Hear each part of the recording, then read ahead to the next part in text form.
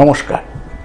উপস্থিত সকলকে আমার আন্তরিক প্রীতি, শুভেচ্ছা, ভালোবাসা, বড়দের শ্রদ্ধা ও নমস্কার জানিয়ে আজকেও একটা গুরুত্বপূর্ণ লাকি লটারি নাম্বার কী দিয়েছি, 600060। কারণ আগে মানুষ না ব্যাক ডান দিক অনেকে ক্যালকুলেশন করতে পারে না।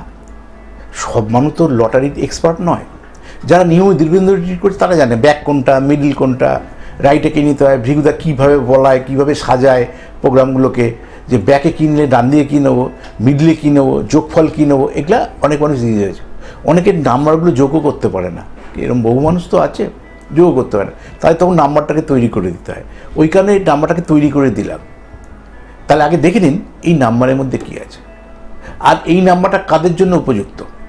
যাদের ফাটকা লাকি নাম্বার 6, কেন দেখুন ব্যাকে 6 আছে, তাহলে যাদের ফাটকা লাকি নাম্বার 6 মানে শুক্র, তাহলে এই ফাটকা লাকি নাম্বার 6 হয়, তাহলে এই নাম্বার আপনার জীবনযাত্রার মান বদলে দিতে পারে।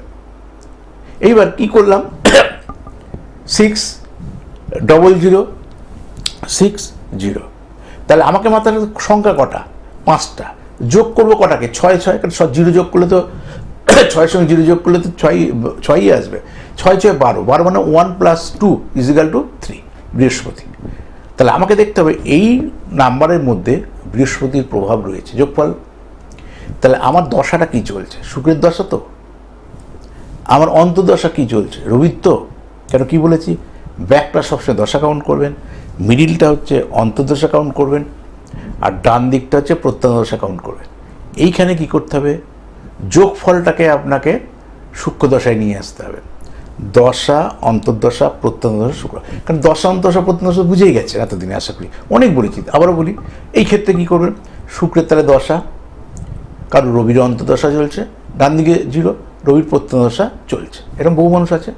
সূক্ষ্ম দশা, লটারি তো রোজ রোজ হবে না, কোনো এক ঘন্টা, মিনিট, সেকেন্ডে ঘটলো, কোনো একটা ডেটে ঘটলো, সকালে না ঘটে বিকালে ঘটলো, বিকালে না ঘটে রাত্রেটা হলো। কারণ নানা রকমের দিনে তো 3টে করে খেলা হচ্ছে, এটা ইন্ডিয়ার ওয়েস্ট বেঙ্গলে বলছে, আর সারা বিশ্বে বিভিন্ন ফরমেশনের লটারি রয়েছে।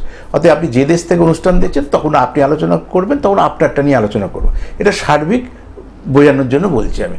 ইন্ডিয়াতে চোখের সামনে দেখতে পাচ্ছি যে এরকম 3বার করে খেলা হচ্ছে, বিভিন্ন লটারি টিটগুলো, সেগুলো বিজ্ঞাপনও হচ্ছে। তা সেই ভাবনা থেকে আমাদেরকে খেয়াল রাখতে হবে, একটা হচ্ছে দশা, একটা অন্তর্দশা, একটা প্রত্যন্তদশা। দশা মানে বড় স্পেন্দন, শুক্রের দশা 20 বছর, তার মধ্যে একটা গ্রহের অন্তর্দশা, সেটা তো কোনোটা 6 মাস, কোনোটা 1.5 বছর, কোনোটা 2.5 বছর, একটা গ্রহের উপর সেটা নির্ভর করে। আবার তার প্রত্যন্তদশা তার থেকে ছোট, সূক্ষ্ম দশা, যে ওই 1.5 মাস, ওই 2 মাস তার জন্য ভালো।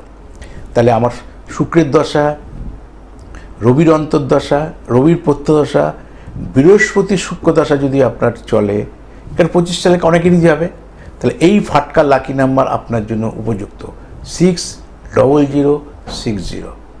শুধু ওয়েট করুন, কারণ লটারি কিন্তু সম্পূর্ণ ভাগ্য ওরিয়েন্টেড। আপনি কিন্তু শ্রম দিলে লটারি পাবেন না।